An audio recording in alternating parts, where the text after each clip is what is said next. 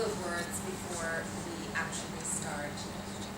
This is an excerpt, a teaser for Saturday later. You will have to use a little bit of your imagination as far as the full dramatic effects we have on the tent in terms of lighting, in terms of visual, in terms of live sounds, live musicians.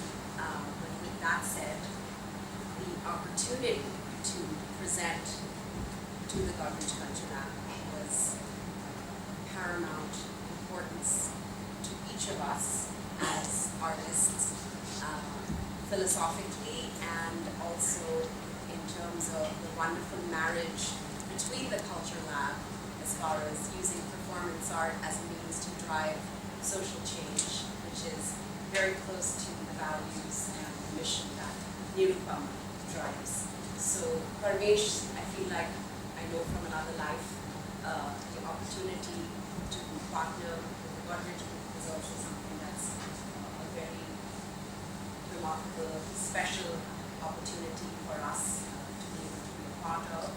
And so we hope that you will get a taste of three women to look at how these characters have traveled between the 19th century to the 21st century, although we don't quite come to the 21st century in our excerpt, but if you, on the 10th you'll see sort of full circle evolution, and how essentially the dreams, the challenges, the issues somehow miraculously remain the same across two centuries. So with that said, heartfelt thanks to Godrej Culture Lab for inviting us today, and the rest after. Welcome to Three Women. The year is 1823. The city is Kolkata. The house is that of the lonely housewife, Charu, whose days are long with dins of silence amidst the chaos of household chores around her. The nights are quiet too, with the occasional sound of crickets and the rustling of leaves. Charu, from Rabindranath Tagore's Noshtunir, The Broken Nest, is writing and narrating her own story in Three Women,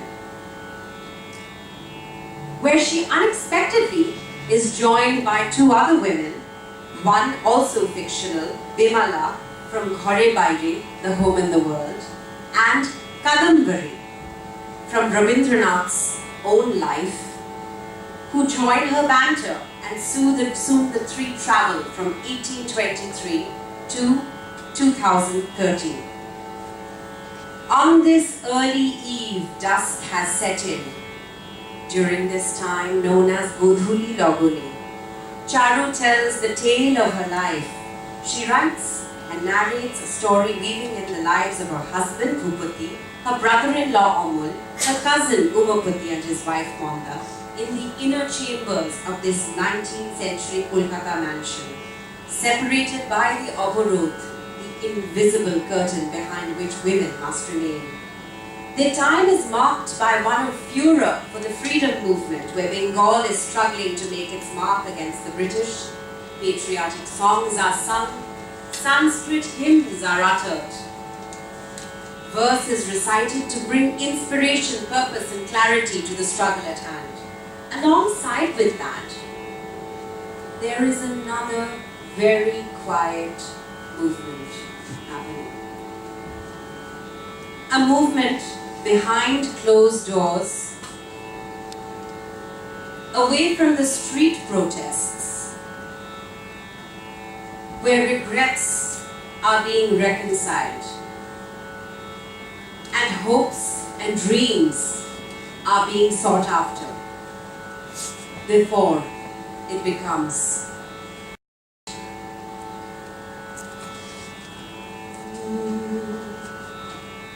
যদি তোর ডাক শুনি কেউ না আসে তবে একলা চলো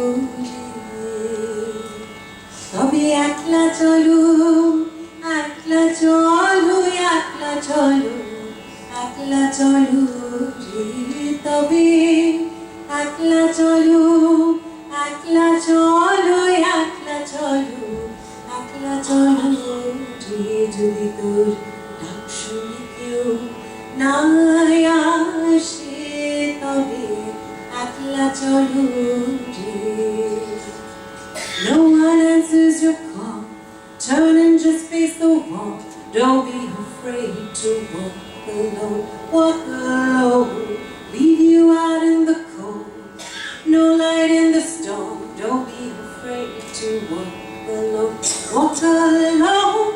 Feel the thunder of pain, burn like a flame. Ignite your heart and walk alone. Jodi tore dak shune walk alone. Jodi tor dak shune walk alone.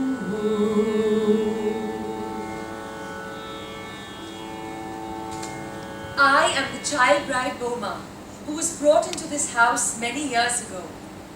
One day, when I was about 14, there was a visitor who came to my parents' house from Bhupati's family.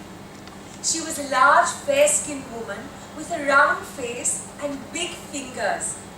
She brought a tray of colorful treasures, including a wooden bride doll with a pretty nose ring and a bright red round teeth. She was a child bride doll who wore a lal net sari with a golden zari border and a generous ghumta over her head. And next to her sat her young groom. Beside the doll was a small silver pot for her sindoor. I thought the sindoor pot was for the doll, but then soon realized it was actually for me.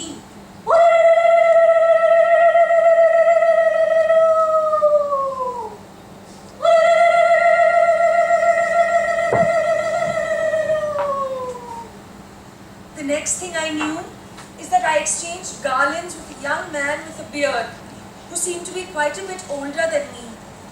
But yet, he seemed kind and reserved.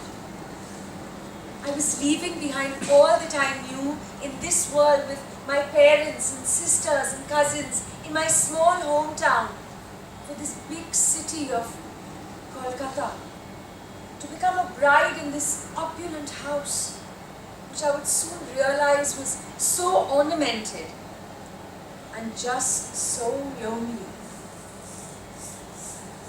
In Bhupati's house, I have no lack for anything, but strangely I feel I exist with no purpose, as if I blossomed into my womanhood simply just sitting in one place, collecting dust, sort of like a flower does on its own, regardless of whether anyone admires it or not.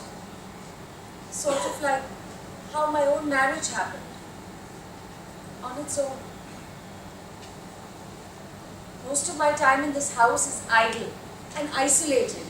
Yet, within its loneliness, I created a world of my own, with books, a fantasy world, with heroines from the novels of writers like Bankim Chandra, with disco-lined, almond-shape-eyed women with their long black tresses of hair, who are living their dreams of love, some fulfilled, and others not.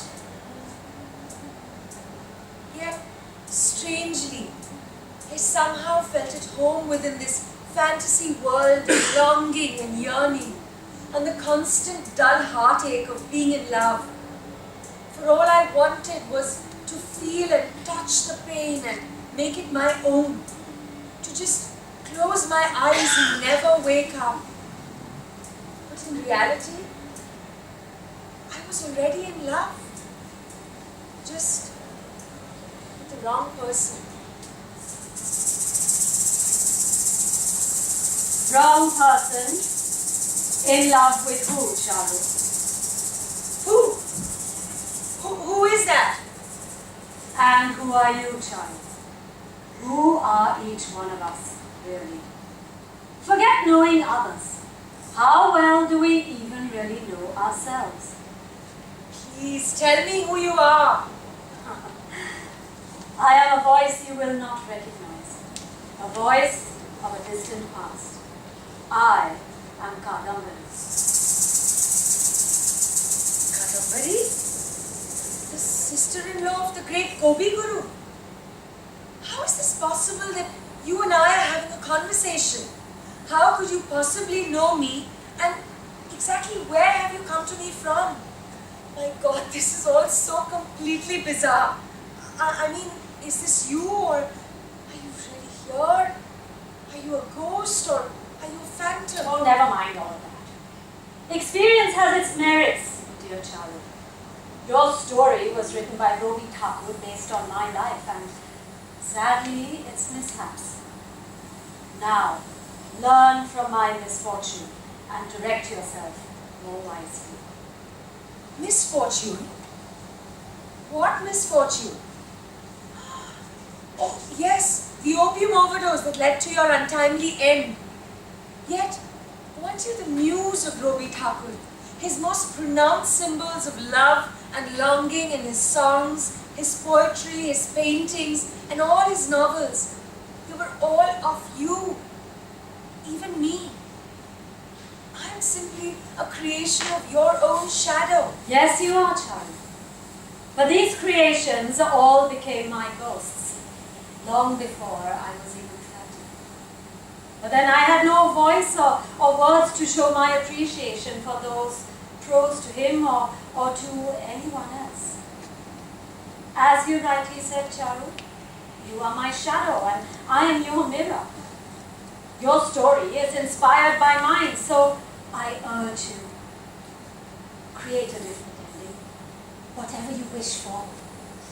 But you must be the architect of your own destiny. How can I be the architect of my own destiny when he whom I long to be with doesn't even know I exist? He puts my feelings to shame every day with his indifference and patronization. And who is this? Your husband, Bhupati? No. Man I love. And who is it that you love, Charu? Amol. Bhupati's younger cousin brother. He just graduated from college. He arrived back into our household like an oasis to fill a parched day of thirst. Almost like the unseasonal and unpredictable Kalbaishaki storm that fills the longing that pervades my being. Oh, Sankofa, high on the drizzle, my soul will soon follow you. Back to yesterday's sun, we'll remember you. Back to yesterday's moon, we'll rekindle you. Rekindle the spirit into tomorrow. High on the wind, Sankofa flies again and again. Sankofa flies again and again. Manachiti, niti nriti, kijinachi, tata thui thui, tata thui thui, tata thui thui. Manachiti, niti nriti, kijinachi, tata thui thui, tata thui thui, tata thui thui. He arrived, rustling and shaking up all of the mundane routine of the household, with his cheerful laugh and his spontaneous outbursts of poetry. We look before and after, and pine for what is not. Our sincerest laughter with some pain is fraught. Our sweetest songs are those that tell of saddest thoughts. But tell me, Charu, now where is all of this coming from? And where is it going to go? It's as if Amol is water in my desert, Kadambari. When I first heard his voice as young bride, I recognized it from another lifetime. His laugh was one I had heard in many dreams. Amol is my hope and reverie that there was something beyond these rooms, these walls, these gates, these barriers. But never again. I promised myself never again. Really? Never again what, child? Never again will I abandon myself like this. It's as if I left this little girl alone out in the garden to be trampled upon. Oh, let it be. Come on. Just let him be. He hasn't done anything wrong, Charu. He's hedging his own risks. He doesn't want to complicate Bhupati's life any further. And by seducing his wife. You can't misunderstand Amol's wariness. Besides, haven't you heard of the 20th century guide for women called the Rules Book? No. What is that? Ah, the Rules Book.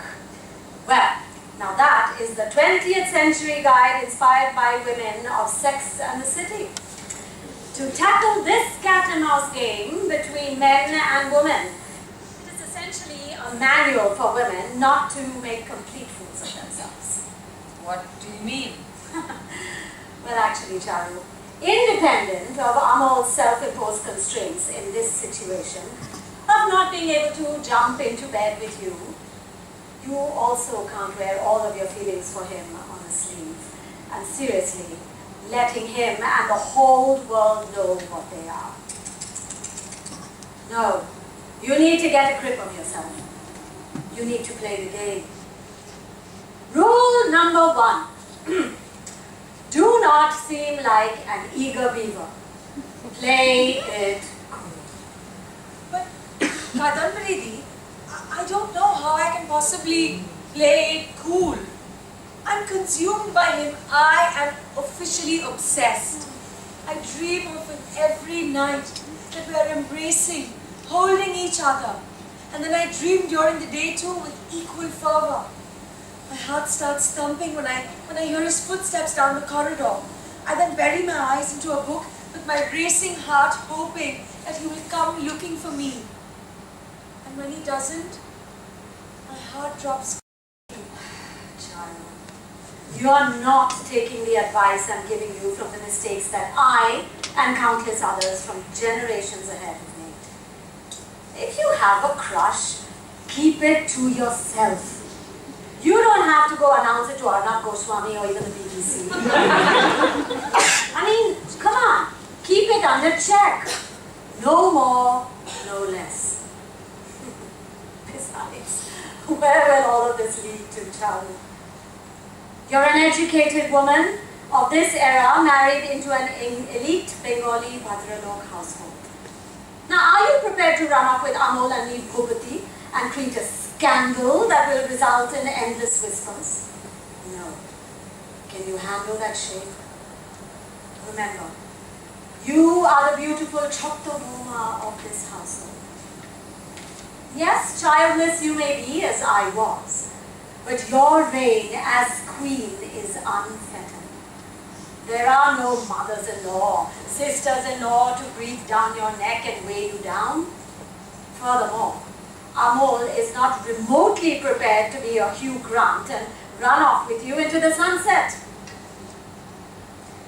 Just as Rory wasn't with me. No, these are all very clever men, in that they're romantic, they're poetic, but yet they're also masters of self-restraint when they need to be. I suppose there's something perhaps for us to learn from. Kadambaridi, you speak as if everything in life can be so black and white, so predictable. And where does one get this rules book? I must read it. When I had my arms around Amol, I could hardly contain myself. I wanted to feel his mouth on my neck, on my breasts, my stomach, every inch of me. To let this dam within me break, for I can hold it in me no longer. Of course, women across the times feel this fury and passion that eats into them. But what they will tell you is boys will be boys.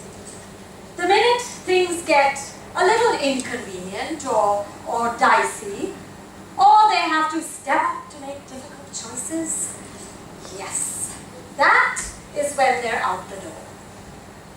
The male species is not capable of handling too much complexity with anything. Sadly, this was true for Rogi. And now this is true for Amol too. Well, what you're suggesting is very depressing. How can you say that I am but a frivolous pastime for Amol, just feeding his own selfish motives? If I were that, then why would he bother showing everything to me? I mean, who am I but an idle housewife with a fancy for good books? I am no esteemed literary critic. That can't be the reason he reads all of his works to me and asks me what I think of everything. Charu, we must believe whatever it is that our heart desires. No, I don't believe that. I can't believe that. Our truth is defined only by our heart's truth. Fair enough. You'll see for yourself. Are you condemning me? No. But I am asking you to realize that there are many rooms in this house of truth. My soul will soon follow you back to yesterday's sun. Will remember me back to yesterday's moon. Will remember me.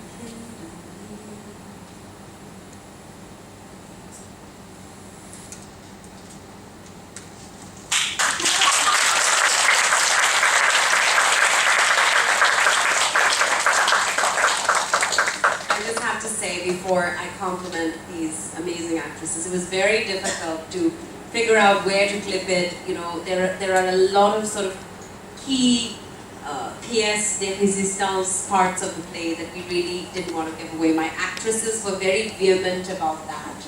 I was so willing to give away like a lot more. They were like, let's do 45-minute full reading, and they were like, no, we can't give that away, we can't give this away. So this hopefully has just given you a taste, a flavor of it.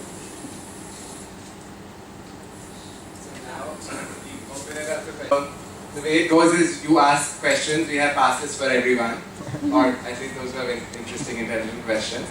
So I'll bring the mic to you. The thing with questions is keep them short and make them questions.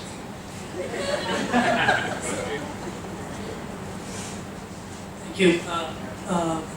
Thank you for such a lovely preview. I mean, I must say that was very good. And the question is that the Charu, the character, okay, how close is this to the women of today's world? How close is this?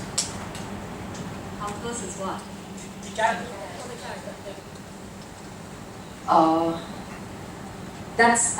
That's one of, not one, in fact, that's one of the key points that we're grappling with and talking about in the play. That I think issues of women and identity and this feeling of adequacy, I don't think that has changed across centuries. It's the same mindset that they might have been dealing with, maybe with different issues and with different issues of identity, and we address that adequacy in the play. Yes, of course, you know, we have technology and we're all busier, more modern lives, but are we still facing those same questions? I think, yes, that's what we're talking about in the play. And that's the evolution circle that we talk about once the play ends. That I don't think it's very different from what they were facing in the 17th and 18th century. And the cover pages of Cosmopolitan and Vogue today are representative of that ideology. I think it is. So, you know, your question is really apt because what we don't get into showing you is what happens to Charu 2 centuries later, which Meher gave you a bit of a clue on the Cosmopolitan and Vogue magazine. So one of the, so soundbite, I'll paraphrase. Can I paraphrase, guys? I'm not going to give it away. I have to ask for their permission, otherwise they're going to be like, no! So, Charu travels 2 centuries, and one of the sort of moments is where Kadambari says, so you're here. You wanted to be in the here and now, and here you are. Because Charu sort of is very disillusioned with the 19th century, and she ultimately feels that her relationship with Amol could not be realized because of the times. So she's sort of like, if we were in a different era, in a different social milieu, it would have been acceptable for me to somehow realize this passionate affair or relationship with my brother-in-law. It's because I'm stuck in the 19th century, I don't have that opportunity. So she travels time 2 centuries, and then Kadambari asks her, so how is it? You're here. So one of the things she sort of says is that, well, it's really kind of all the same. The only difference is men used to sort of, and we don't stereotype as far as gender. I think we gave you a clip of one part of it now, but she responds by saying that, well, men used to sort of hide behind their newspapers or behind the tree, in the case of Amul, in the 19th century. In the 21st century, men are hiding behind their iPads and iPhones. So it's all just like more of the same. Communication challenges between men and women remain the same, just in different formats. And so then, to Meher's point, she sort of realizes that the real journey is the journey within, not the journey outside of us. So regardless of how technology changes, how socio-political realities change, how the entire world as we know it evolves through decades and through centuries, ultimately what we are dealing with is a change of mindset, which of course is assisted by social realities evolving, but the real revolution is happening within. So that, to your question, is how relevant is this Charu to today's Charu? The part I wanted to add is one of the reasons I was so drawn to the character of Charu and to recreating her for a modern day is that there is a bit of Charu in every woman. Charu is every woman's story in some capacity of finding what it is that works for her, what is right, what is love, what is that sort of, perennial existentialist question of defining what is love as we know it, whether it's romantic love, love of any form. And so her vulnerability in her character, which I think Meher really depicts brilliantly, and comes through from Kadambari's own story of her life and relationship with Rabindranath, which we've drawn inferences from. But Kadambari has been in Charu's shoes of really living through a relationship which was unrealized, that didn't really go in the way that she would have wanted, etc. But to answer your question, there is that element of Charu is yesterday's woman, she's today's woman and tomorrow's woman, who's constantly searching for a newer, sort of a better medium to realize who she is and what her aspirations are and how she can realize them. Nirupama is a sort of a fledgling not-for-profit initiative which is focused on empowering. In Calcutta, we have a project called Amadir Bari, which focuses on empowering girls between the ages of 4 and 15 in literacy, health, and performing arts empowerment. So in literacy, we have a program called REACH, which is essentially a program to teach girls how to read, write, and speak in English. Conversational English. We're not shooting at introducing Shakespeare into the curriculum. This is how can we practically build skills of conversational English, either to pursue higher education or to pursue vocational training, or if you're 18 and above, to pursue employment. We've tied up with the Oberoi group of hotels. We've actually tied up also with the BPO called Sintel, a couple of other IT-based companies in Calcutta, the TCG group, who are employing a lot of our girls for basic secretarial work, also call center related work, and then the Oberoi hotel is actually employing a lot of our girls for front desk work, but across the board, even work in housekeeping, to really kind of just start the employment sort of chain for a lot of these young women. So the effort in Bombay, Nirupama is expanding to also look at doing advocacy in the area of gender equity. And being an artist myself, one of the very powerful means of doing advocacy for gender equity is, in my eyes, through music, through theatre, through the performing artist, through art itself, because I think on a rational level we read and imbibe a lot of things, but when the soul is stirred and moved is ultimately when we subconsciously make changes in our beliefs, attitudes, and our way of looking at things. So essentially, what we want for people to walk away from this play is to be able to look at things differently. And that's really what Nirupama is about. Lots of questions. Okay, yeah, good. That's it. There's so many lovely themes in the little excerpt that I saw. I think I lost count of all the good things. There was just one thing that I sort of walked away with, or sat here and came away with, was the idea that there are some lessons in love that we just never learn, through eras or through times. So question, are we meant to learn? Question 2 is, what if the whole thing is that you're supposed to go through that journey to, that's what life is about. Maybe you're not supposed to learn right up front that, do not fall into those traps and mistakes. So, so I just wanted to get your perspective on that.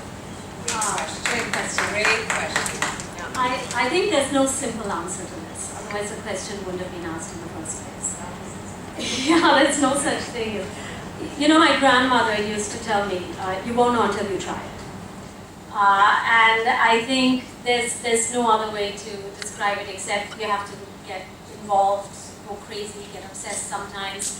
And then there's the other one, no pain, no gain. My 10-year-old niece was wonderful. She said, Atya, you have to squeeze many lemons to get lemonade.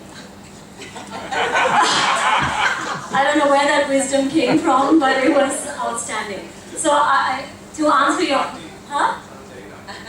Well, I'm not going to ask her where that came from, except being her father's a chef, so maybe it came from. But the wonderful thing about this particular stage performance, and it is a play in some ways, but it really is a staged performance, so we're not going to be releasing our scripts on the 10th. It is going to be with scripts as well, so I just want to make that very clear. Please don't be disappointed. Is that every time we read it, and we've been doing this for a while now, is that these new themes and these new ideas and these discussions, sometimes very, I don't want to use the word aggressive, but certainly very intense discussions come up between us as to really what are we trying to say in this whole game of love. And I think it's something that will never be answered. And it's something that will be, it's fodder that will fuel magazines, newspapers, more performances like this, music, poetry, anything in that respect, because it's so personal. I'm sure all of us have had those very bittersweet moments, and you always tell yourself, I'll never fall in love again. And just when you think it's safe to get back in the water. But I think it's everybody's going to walk away from this with their own idea. And what's really important for us, and if I speak on behalf of the three of us, is that it initiates dialogue. And I think that in any way, and what you're doing here, Parmesh, is so true, is that you have to start discussion. Because if you don't start discussion, it's just going to be stuff that's kept in the parda, in the shroud. And that's not what's going to work. Oh, yes, but it's on my phone, I don't have that. Oh, maybe I can paraphrase. I was just reading something on Rabindranath Tagore before coming here, so I sound a little intelligent.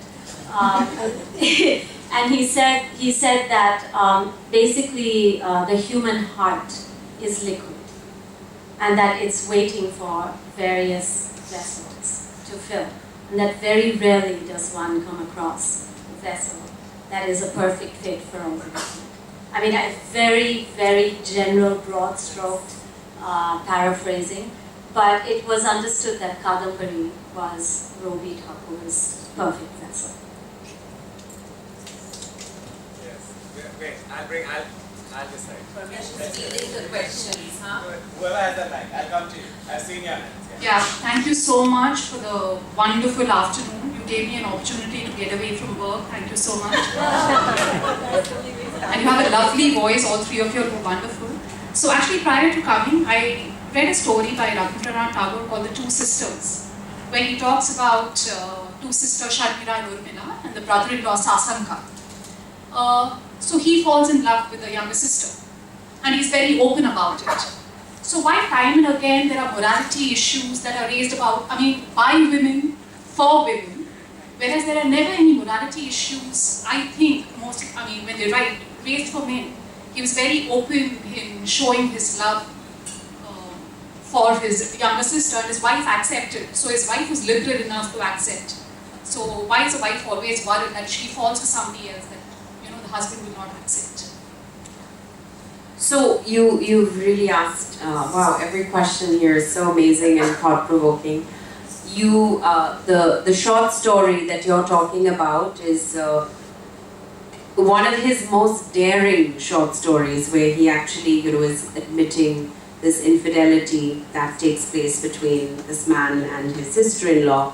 So one of the interesting things about Tagore and women is that given that he was so constrained by his social milieu, which was 19th century Bengal, where he was sort of hailed as this prophetic figure who was larger than God, and anything that was sort of anti-Tagore was blasphemous, etc.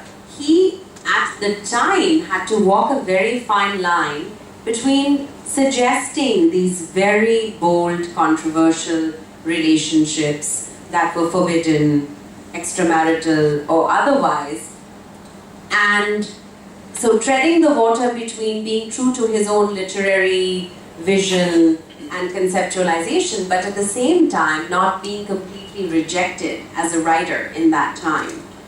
My own feeling is a lot of the relationships that he describes between women were in essence sort of therapy for himself.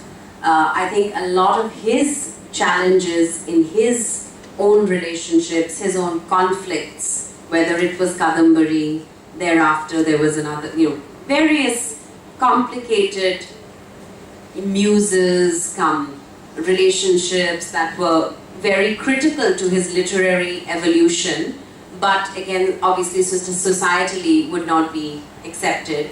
So I feel like he depicted a lot of these women as his own subconscious sort of means of working through his own issues.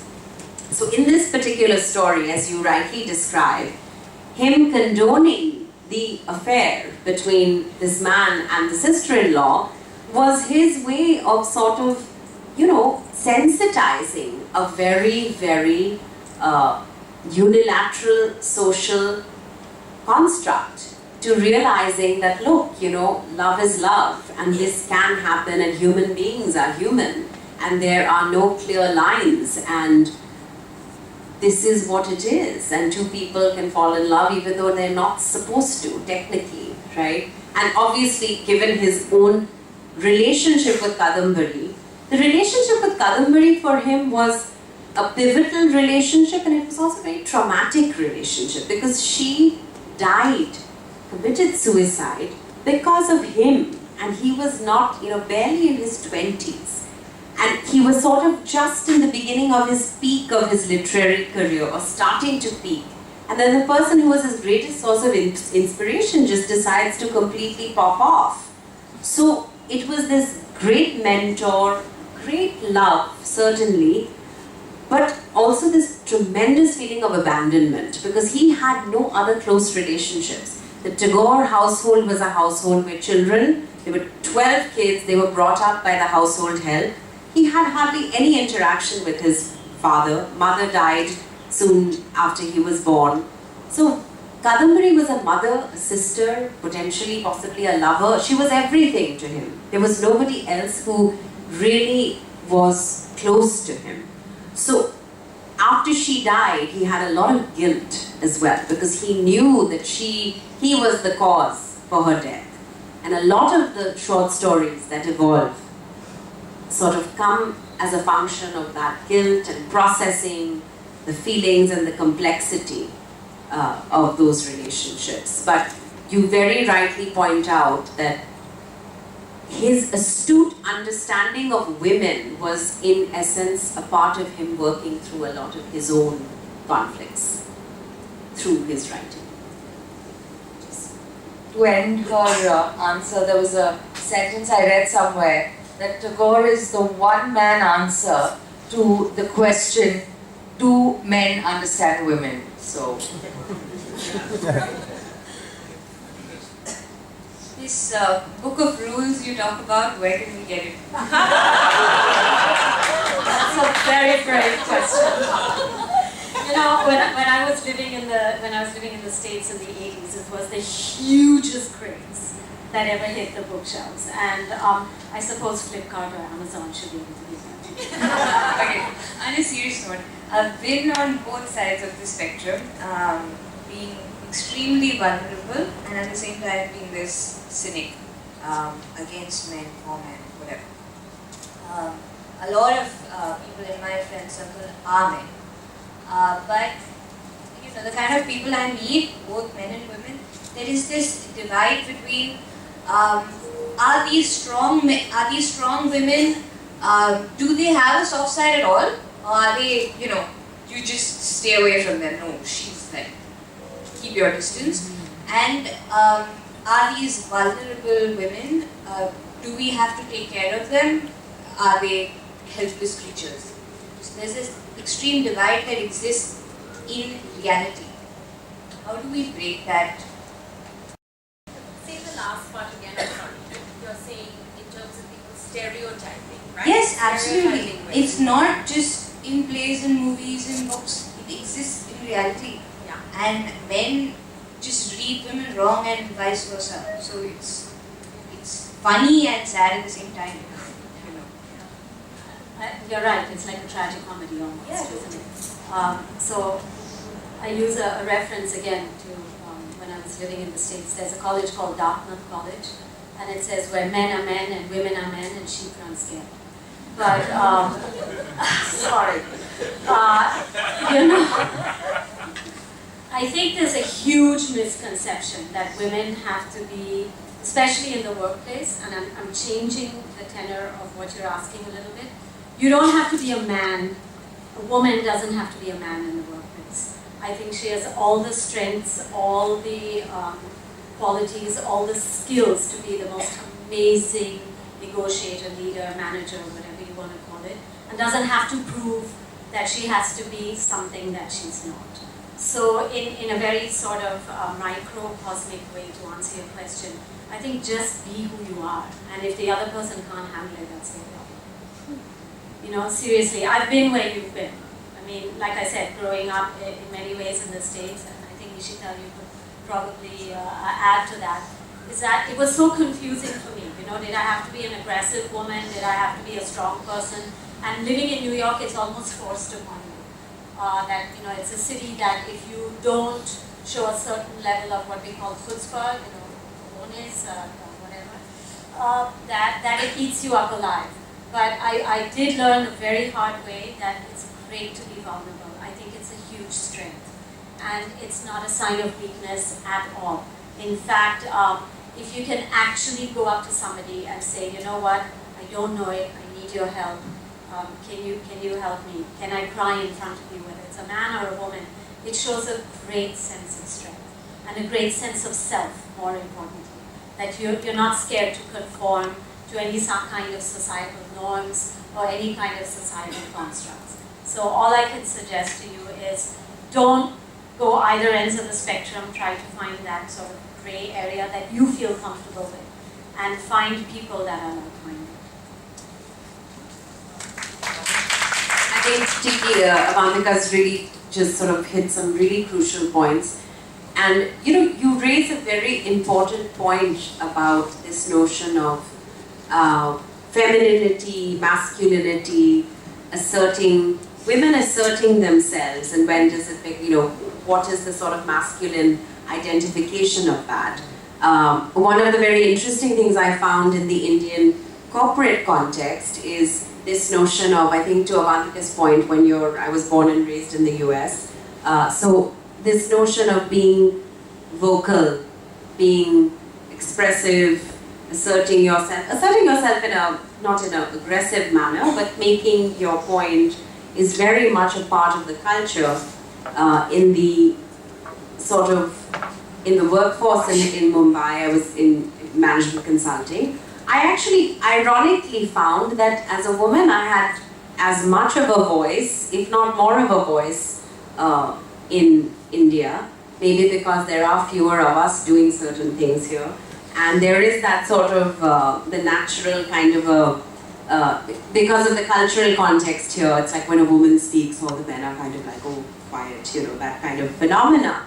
But ultimately, the part of the whole Sheryl Sandberg movement that I resonate with in her whole leaning in story is that it is important to lean in on your own terms, which does not have to be aggressive, it doesn't have to be imposing, it doesn't have to be anything that's not natural to you. Yet, one must lean in and not hold back. So this notion of women feeling like, whether it's a business meeting, whether it's your conversation in a kutum, family environment, whether it's in a social setup, I don't know if I should say that, maybe I shouldn't say that. That is a lot of the unlearning I think we as a collective society are doing and redefining what it means to communicate authentically, as Avantika just said, to make vulnerability a strength and to be able to communicate with honesty and not aggression. So your question is a very bold one and a very valid one. And I think hopefully what you will gather from our answers is that that is the journey that we're on. We are redefining a language. We are redefining a culture, whether it's a corporate culture, whether it's a social culture, or a larger sort of anthropological fabric, right? Not just in India, but all over the world. So. There's a question. Hi. Must compliment you're a fabulous singer, and so glad to know what you're doing for the women and child, because in our own issue with the CSR foundation that I run, we train women from the lower strata to take a career in driving, which is quite unique. And we also run schools where technical education is part and parcel of their school education, so that they get into vocational skills with the degree that they get. The question is, Rabindranath Tagore in a way institutionalized the life of Kadambari, and what you are trying to say is it's applicable even in today's context. And that kind of work is quite profoundly found in the Bengali writers. Have you had a chance to compare writers from the other parts of the country who have also brought in that aspect of the woman Kadambari? The simple answer to your question is that no.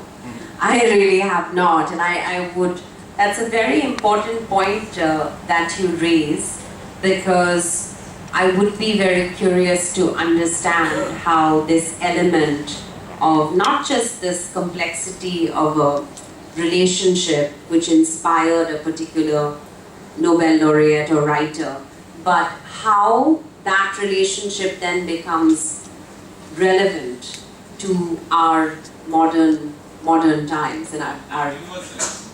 Sorry? And universal. Yes, and I will think about that. Thank you. If you have any particular author in mind, it might be fun after this particular project to look them up and see if there's some kind of collaboration. And that's for everyone actually. So that's why we're doing this reception down as well. So just reach out and share these things firstly as well. I'm going to come to this side. There are two hands here that I'm going to come back to, but raise your hands. And I'm going to come here, and then I'll just decide. Hello. Lovely size, I must start with that. Thank you. Okay, I have a couple of questions, but they are interrelated, so the one lengthy question. One of the thing is, like, the question is based on the strands which I picked up from your play, from the teaser. That is when you said in the earlier times men hid their face behind the newspaper, and in modern times you have behind the iPad. So does it play along with negotiating the idea of being a woman in maybe in the colonial time as well as in the modern and postmodern era with Vogue and Cosmopolitan? does it question or even or critique the notion of masculinity? Since I think one thing you're trying to do, which I think is deconstructing the idea of being a woman in the colonial revolution till the modern time. So at the same time, does it question the idea of masculinity or even questioning the idea of patriarchy at the same time through the three characters? Thank you. That's a great question and a very fair question. And actually, to answer your question, yes, it does. The piece that we didn't bring into the excerpt is the third character, which is the part I actually read somebody else's part today. Third character is Bimala from The Home and the World. And while Charu is a much more simple character, she's in love, very sort of your typical unrequited love story, and Kadambari is her sort of mentor and kind of empathizer. Bimala is in a triangle between her husband, who's a very forthright, honest, forthcoming, scholarly kind of guy, and versus, you know, she ends up falling in love with the big bad boy who's this nationalist freedom fighter, at least posing to be one. And the question that you raised, does it deconstruct notions of masculinity? It actually really does, because the challenge that we see her have is that her husband, who's honest, who's true, who's non-confrontational, who has very strong views on the Bengal sort of the freedom movement and the way the movement should be steered, but he stays back from actually kind of, you know, being proactive about, you know, pursuing his own stand of action. Whereas this guy, Sandeep, is ultimately the very masculine, macho man who's ultimately, unfortunately, all out for himself, but far more what Bimala has this stereotype in her mind of what a man should be, who's out there fighting for the freedom of Bengal, you know, fighting for Swadeshi versus Videshi goods, you know. So this whole notion of masculinity, what does it mean to be masculine? What does it mean to be a man? And what are expectations that women have in terms of masculinity? But also the sort of subtleties between men of examining issues of masculinity, the relationship between her husband, Nikhilesh, and Sandeep, actually, in the novel. We don't get too much into that part in the play. Is fascinating, where they are, in fact, deconstructing these notions of masculinity. I wanted to make a point about my comment, hiding behind the tree versus hiding behind the iPad.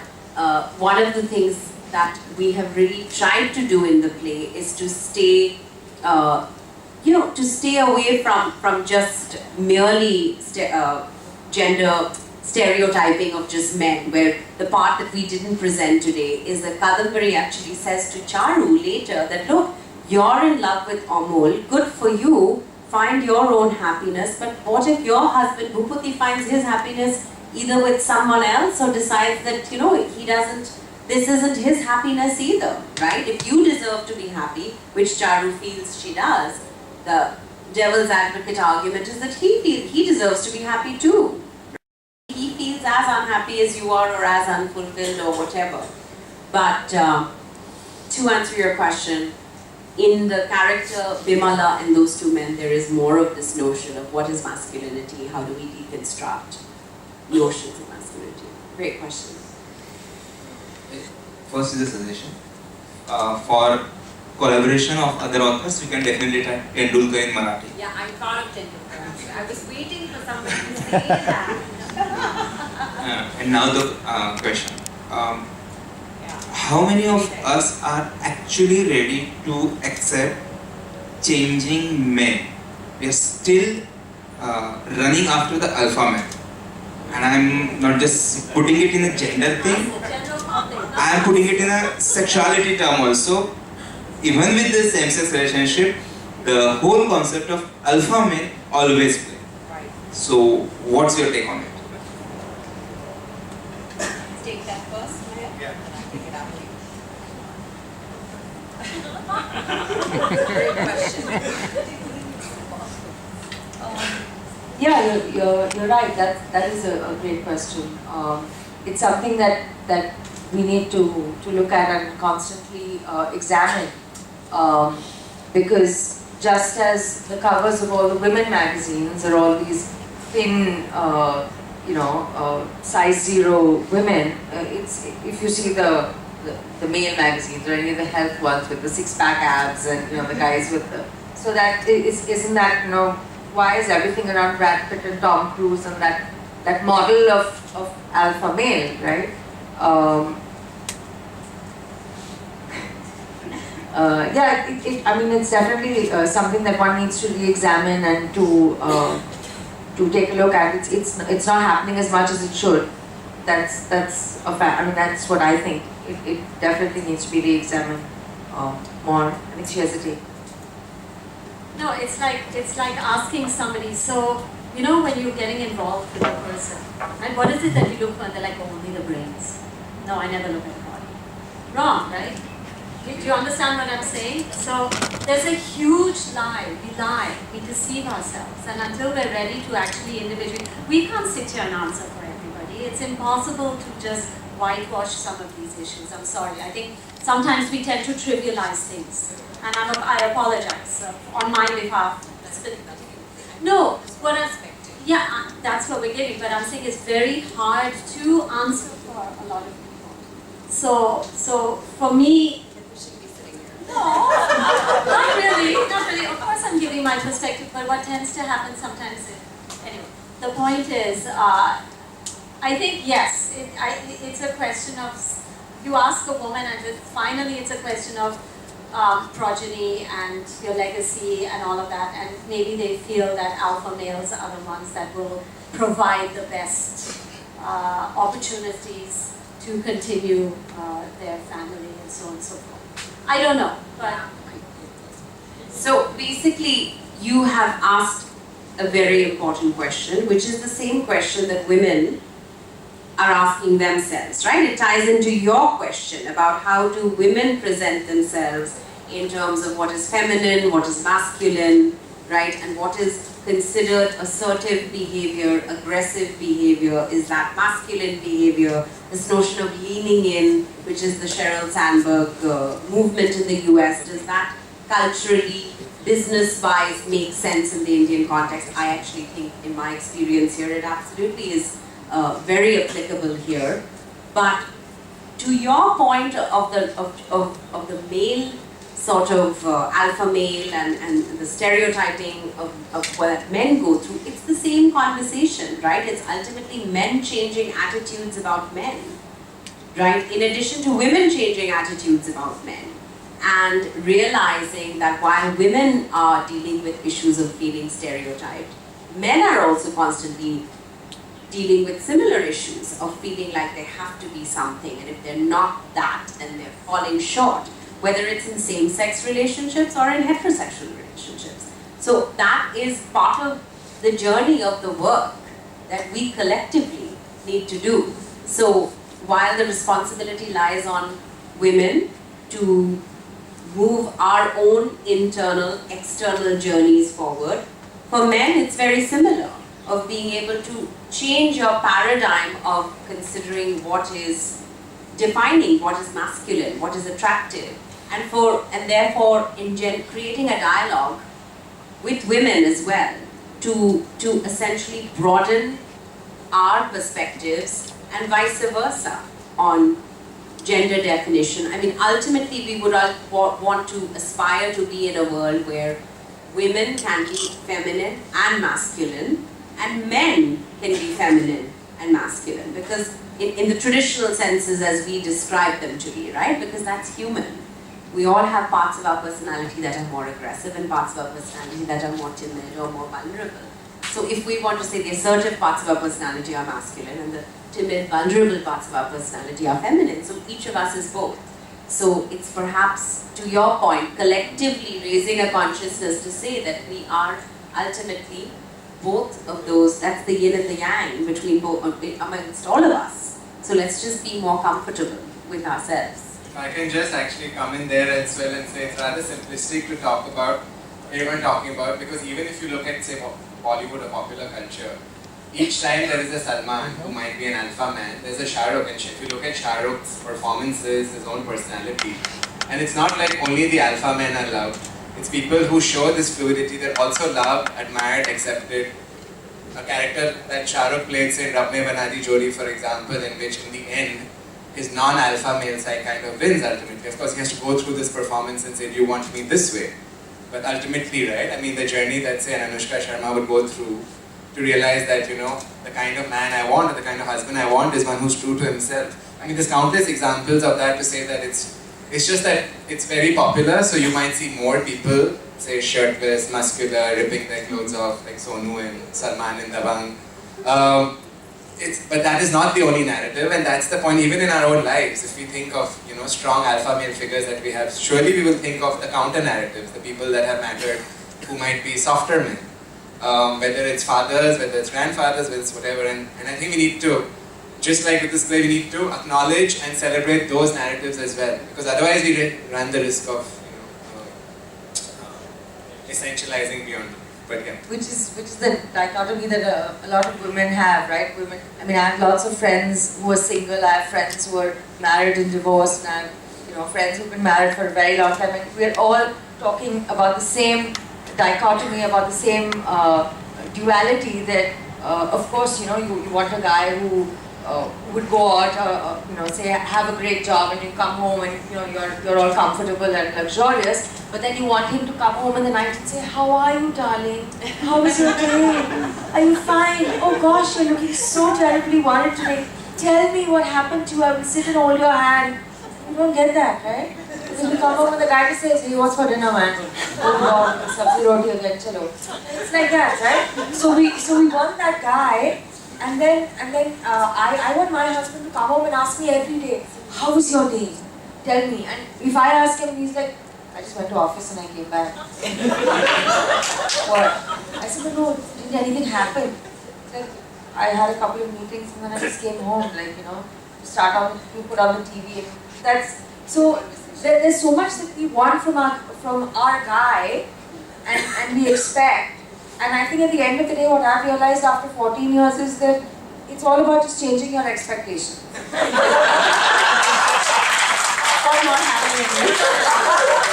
Managing expectations. I think relationships are all about managing expectations, whether it's professional or personal. Okay, we have a question. First and foremost, thank you very much for bringing one of Tagore's classics to life, because I am a wrong person and I admire Tagore a lot. One question which I would like to ask is, I am sure you must have read Gora, right? So in Gora, the acceptance, the unconditional love which the mother shows for her son, even though she is not his actual biological mother. Why can't we have the same acceptance from the father also? Why is it always shown in mainstream cinema anywhere that always the lady is expected, even if the husband has an affair, the lady is expected to tolerate it. If the husband has a child through somebody else, and like in Kal Ho Na Ho, Jaya Bachchan was shown as accepting her husband's second child through a different mother.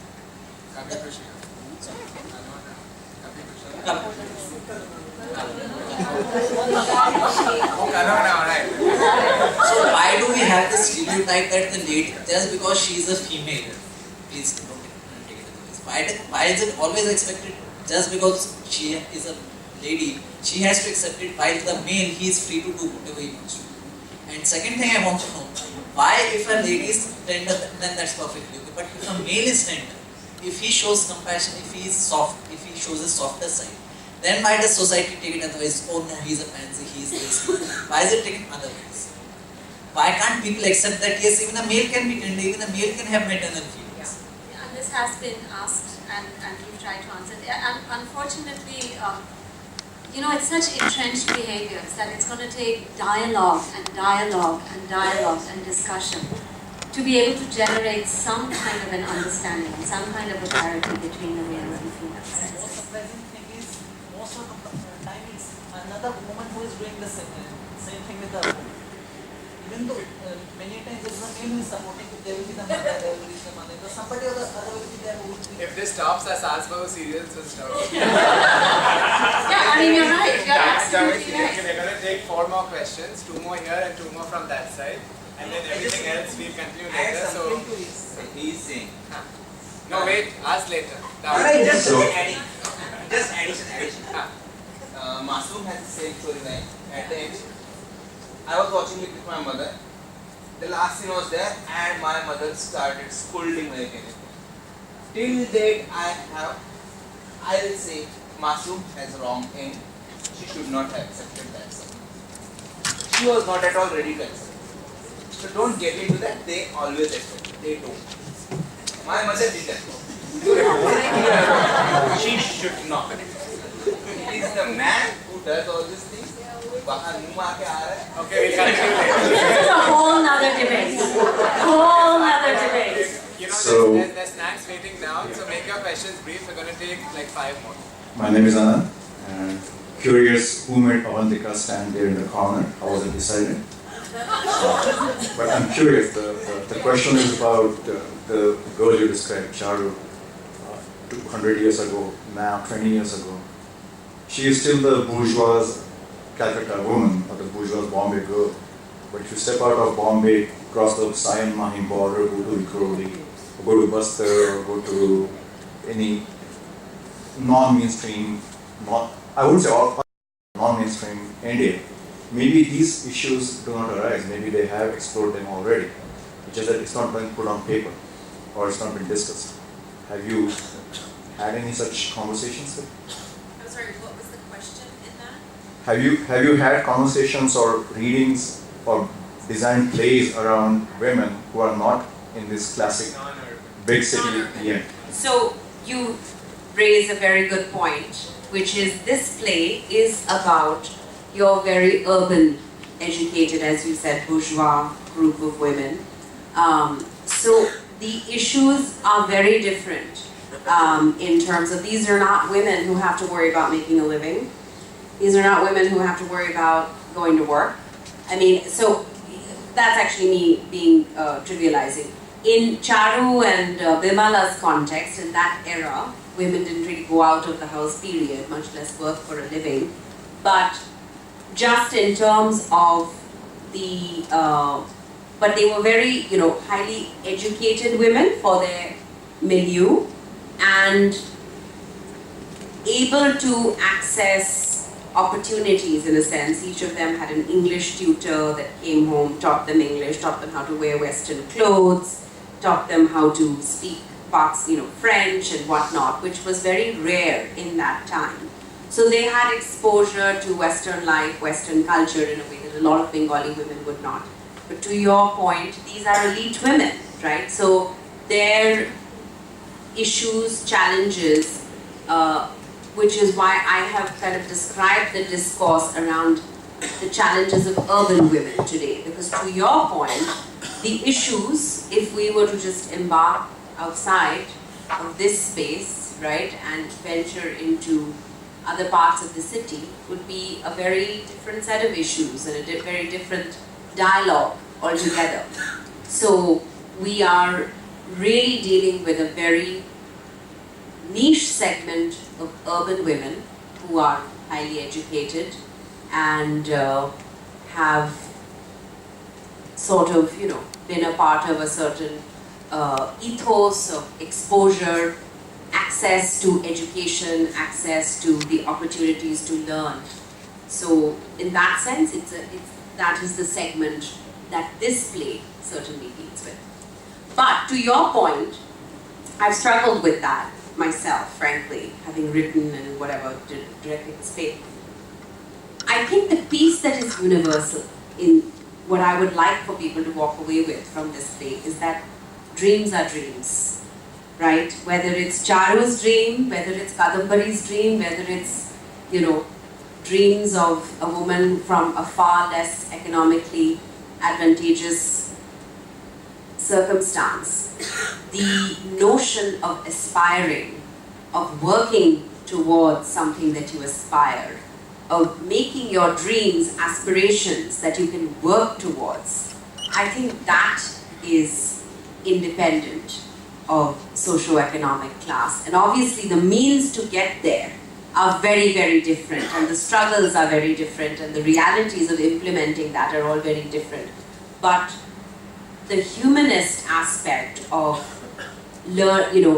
whether in this case it's women finding a voice for themselves to be able to aspire and to pursue what they aspire, that is something that one would like to believe is universal.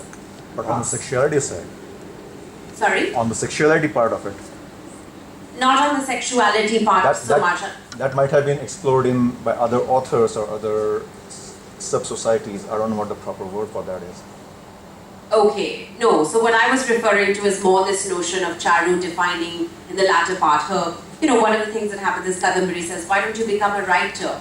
Stop wallowing in this misery about being in love and why don't you make something of yourself, become a writer. She tells Bimala, become a teacher, a professor. You know so much about 18th century Bengal, 19th century Bengal. Stop wallowing in the past and what hasn't worked. Make something of yourself, right? So that was what I was referring to, this notion of aspiring and then working towards your aspiration. As for your question as to why was I in the corner, I have no idea. Just so you could ask a question.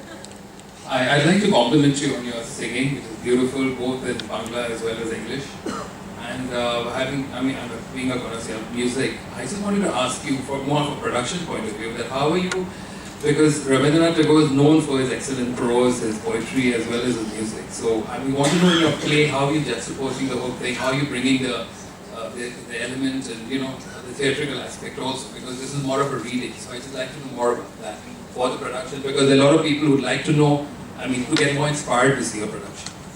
So, how is it that I bring music into it, or more about the theatrical production? Both. If you can just talk a little bit. So basically, part of the reason, I have to be very honest, part of the reason this is, we're doing a reading is because this is a very wordy script.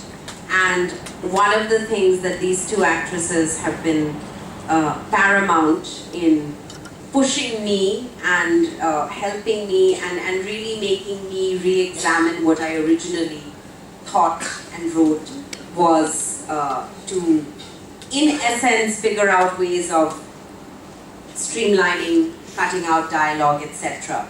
The challenge with that has been that it's very much almost sharing a memoir. Right? Each character is sharing their innermost story, their hopes, their fears, their insecurities. And so that part of it is like a narration of a monologue, right? But the parts, as the script progresses, you see a very lively kind of debate, argument between the three women. And then it kind of calms down. There is a deep, dark secret that is revealed, which brings a sense of understanding between the three women. But to answer your question, I have brought in a lot of elements of Tagore's music with threads of Western jazz, gospel, and R&B, which is what my genre of music is. And the songs really tie into the relevant points in the script. In certain areas, the songs move the script forward. So it's basically like a song is brought in to kind of connote a change in time, a change in era. We have a fabulous gentleman who's also doing live sounds. We want the audience, while it's a dramatized reading, we want the audience to really envision 19th century Bengal, which really happens when you see the full production.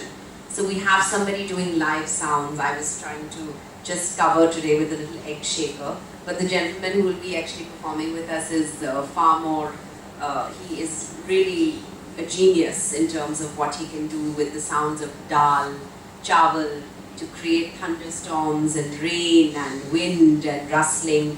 And then we've also brought in an audio-visual element, because certain images. For example, there's a part when Charu is describing a Thakur Dalan, which is sort of a railing of those 19th century Bengal homes. And then notions of the sindoor, the container of a sindoor. Plus, I've brought in, with the permission of Satyajit Ray's son, Sandeep Ray, I am featuring some sort of clips from the two films, because there are many clips from particularly Charulata that are really etched in people's memories as really kind of poignant moments of the film, which we do in the play. But I felt that it would enhance the experience to see Charu on the swing, going back and forth and Amul lying on the grass. So Mr. Sandeep has very generously given that permission, and he's actually very excited about this project. We're actually collaborating with him for the Calcutta show as well.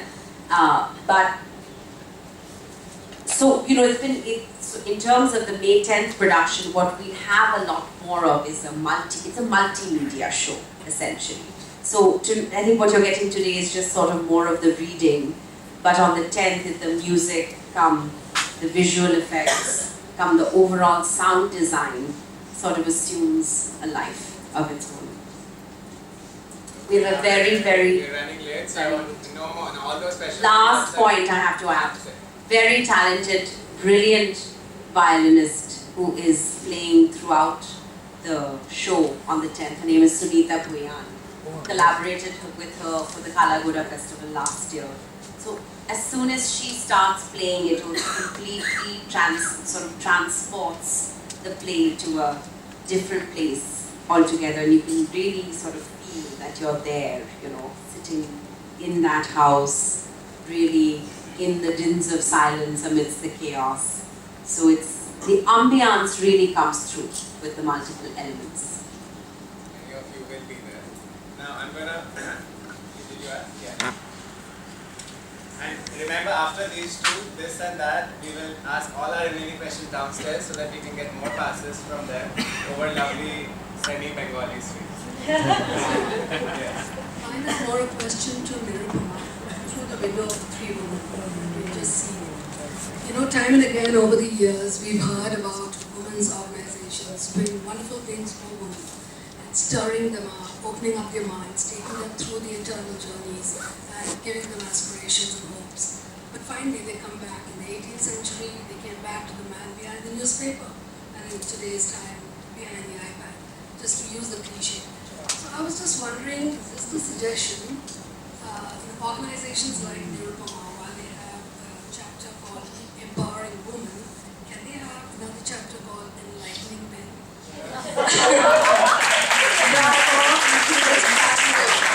Parallel growth. Because, we were involved with Alcoholics Anonymous. When we were working on the inflicted, we just spent about 40% of our time on the inflicted person, but 60% on the family. How they can make a cushioning pad to take back this person who is wanting to change. So every change needs the cushion, and we need growth, we need parallel growth. So why don't you come on board and work with us and drive the Enlightening Men? First collaboration of the evening. You're absolutely right.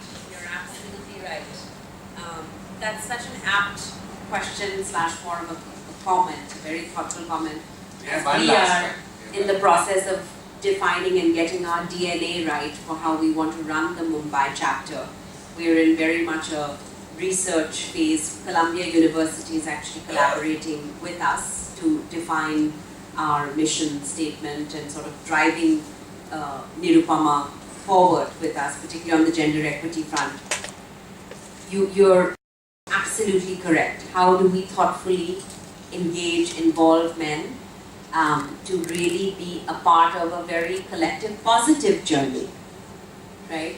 So we'd love to hear from you. To Pamesh's earlier point, please do leave us your details, email and name on the piece of paper. Question? My question is on the format and the structure of the play, not so much on the content and subject of it. though partly you have mentioned about it, I would just like to elaborate a bit more that how much changes did the script undergo post-rehearsals. So what I mean is that the Arnab Goswami bit and the BBC bit was like added 10 days ago or 15 days ago, or because it's very contemporary. Don't worry. From the time of this reading to when you come on Saturday, also the script will change. Nothing is written in stone.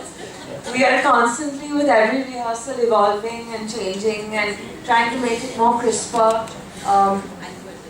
What you've seen is, unlike a regular live action play or a formatted reading where either we do a play reading with multiple characters and everybody's flipping, or a formatted live action play. This is falls somewhere in between that grey area of action come reading, because there's so much of live stuff happening on stage. There's live musicians, your sound effects are live, your multimedia is live. So all of that is happening simultaneously. So it's a challenge for us as actors, having a verbose, word-heavy script, to bring that alive for you as an audience. Because how much can you hear us just sitting on stage and talking and talking and talking, and then how do we keep your interest alive after 1.5 hours? Because ultimately we may be sitting or standing, but there's none of the action. So yeah, so basically we're trying to evolve the script as much as possible, try to bring in the essence, like she said, keep it crisp, keep it taut, and make sure that the audience is engaged right till the end. That's our challenge. So the Arnab Goswami thing, I do have to, this is something I have not shared with anyone, not even these two actresses. The irony is, so those lines were in my original script. Well, a lot of the sort of key moments and lines are all pretty much as I originally wrote them, which we did a curtain raiser at the Kalagoda festival. So the irony of the Arnab Goswami's story is that, so this line was in there. We get a call, I think about half an hour before the show, from Times Now, saying that they want to cover the curtain raiser.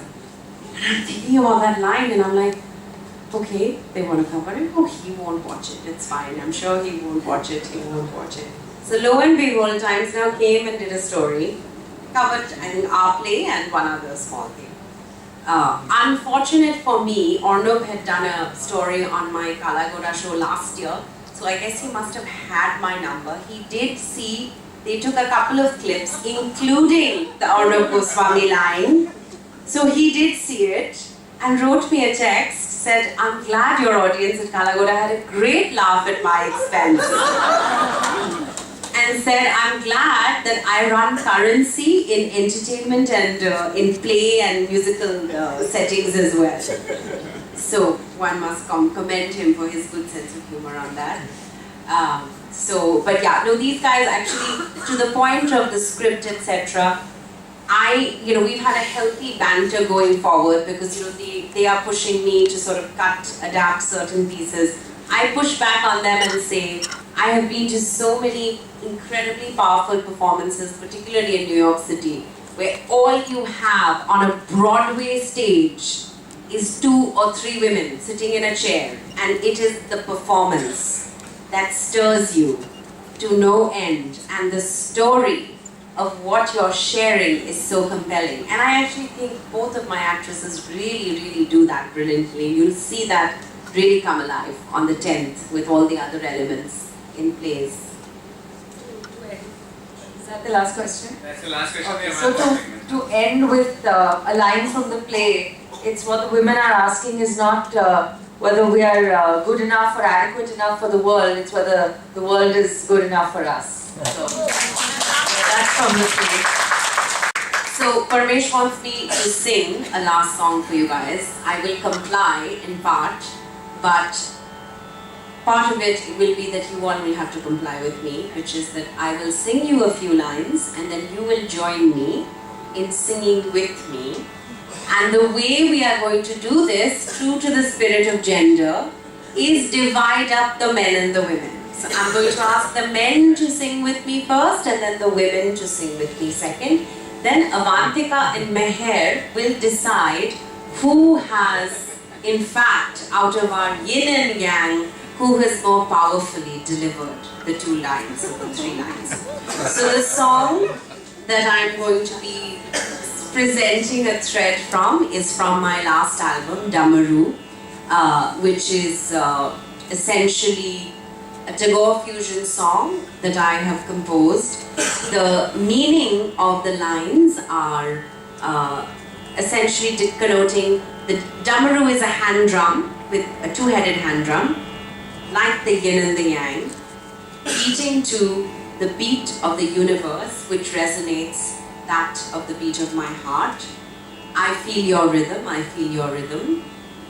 The Damaru beats back and forth. Beat of my heart to that of the universe. I feel your rhythm, I feel your rhythm.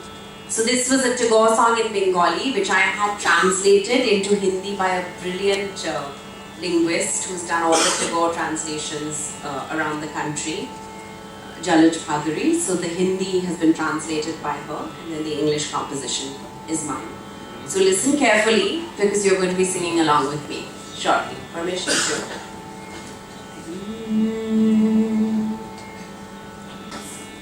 Tathiya tathiya charana nachire prana veena prano me bajire. Let's get some snapping going. Bajiri baji damaru drima drima hridaya tharke drima thakuru drima tathiya tathiya charana nachire prana veena prano me bajire.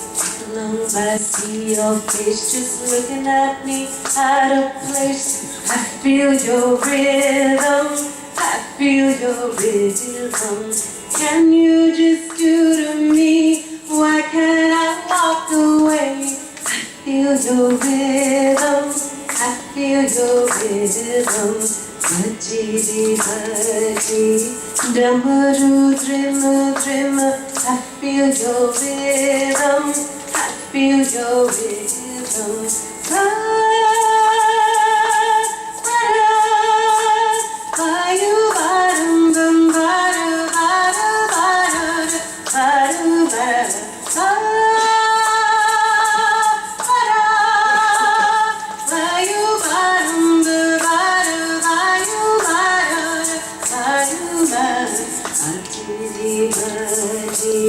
Damaru drima drima, I feel your rhythm, I feel your rhythm. So this is the part where you start singing with me. Ready? The I feel your rhythm, everybody. Bajiri baji dam. Everyone to start with. We're in the tutorial phase. Bajiri baji damaru drima drima, I feel your rhythm, I feel your rhythm.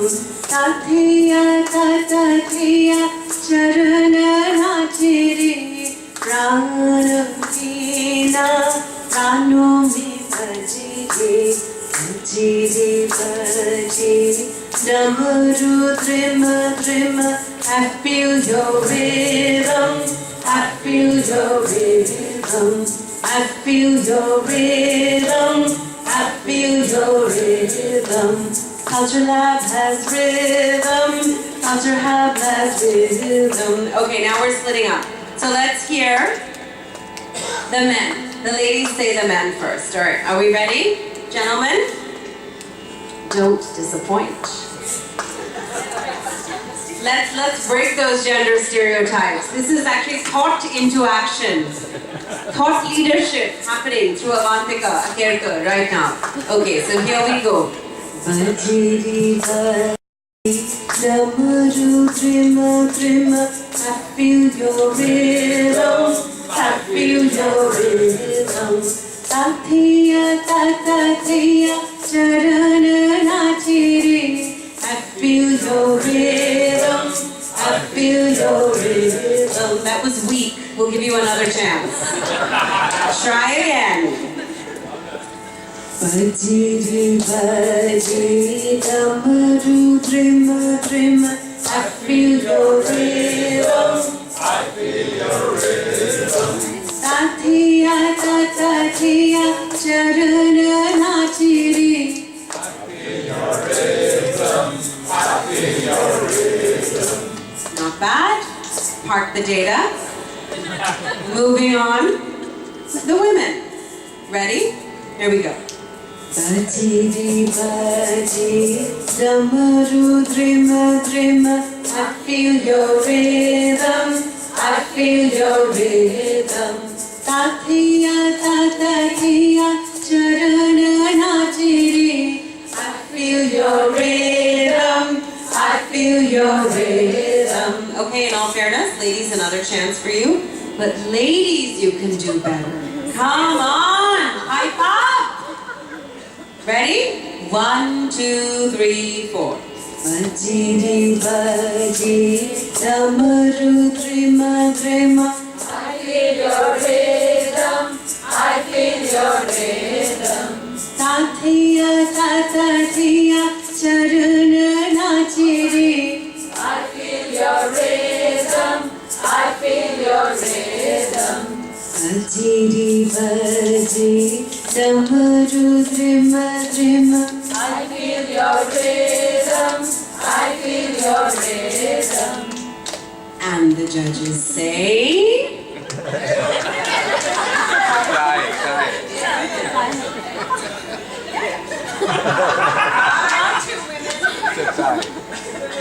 So by the unanimous decision of the judges, the prize goes to... The results are withheld. Clap for the ad break. Clap for the snack break. No, this one's for the guys. You're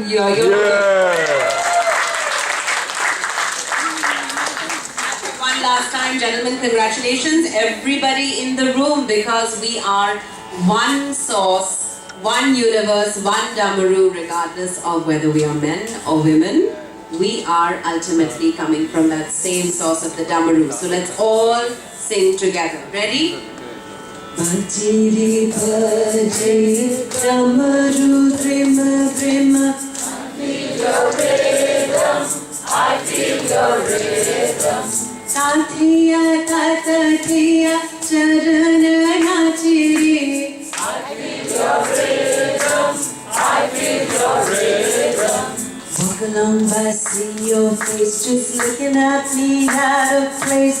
I feel your rhythm. I feel your rhythm.